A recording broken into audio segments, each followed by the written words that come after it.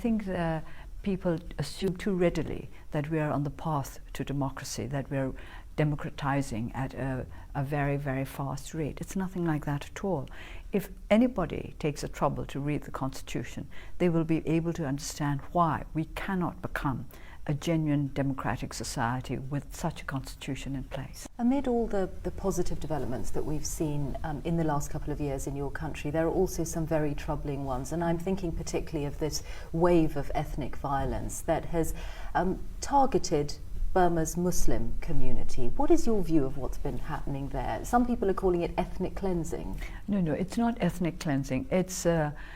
It's a new problem, and yet it's linked to old problems as well. I would like to make the point that there are many moderate Muslims in Burma who have been well integrated into our society, but these problems arose last year, and I think this is due to fear on both sides, and this is what the world needs to understand, that the fear is not just on the side of the Muslims but on the side of the Buddhists as well. You would accept, wouldn't you, that the vast majority of the victims of the violence have been Muslims? There is evidence that they have been systematically targeted.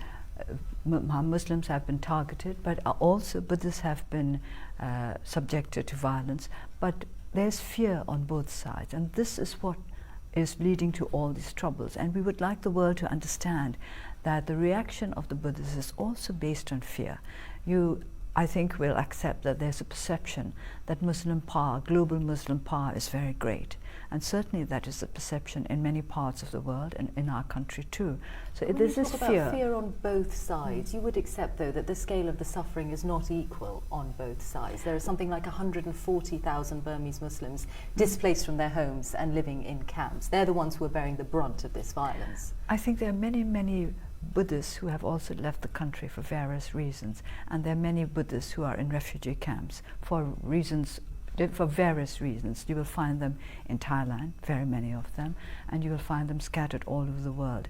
This is a result of our sufferings under a dictatorial regime, and I think if you live under a dictatorship for many years, people don't learn to trust one another.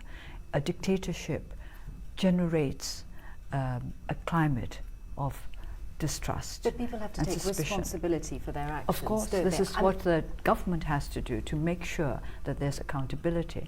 And it doesn't seem as if the government is making people accountable at the moment. I'm thinking particularly of the Buddhist monk Wiratu, who used to be in prison but was then let out, and now he's a very popular, influential figure. He goes around spouting what really is hate speech, talking about Muslims being like dogs and blaming them for stealing Burma's women and things like that.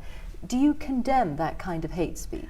I condemn hate of any kind, and you're right when you say that the government has not been playing a responsible part in this.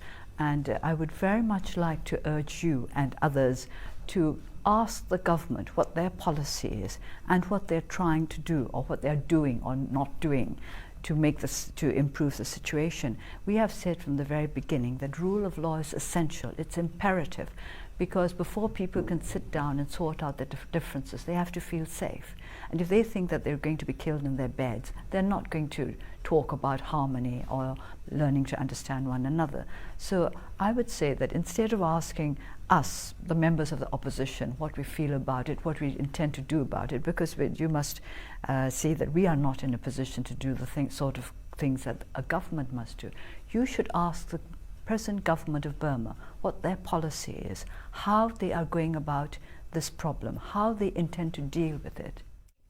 Personally, what have been the difficult things to adjust to in the course of the last couple of years for you? Your life has changed immeasurably. Quite frankly, I don't think that I'm adjusting to anything very extraordinary. New situations, but no more extraordinary than the ones that I've had to face over the last 25 years. But picking up the pieces of family relationships with friends, having contact that you were denied for so long. Real friends you can always pick up at any time. The friends that are not so true, they fell away a long time ago when it was dangerous to be close to me. But then on the other hand, some come back, and I accept that.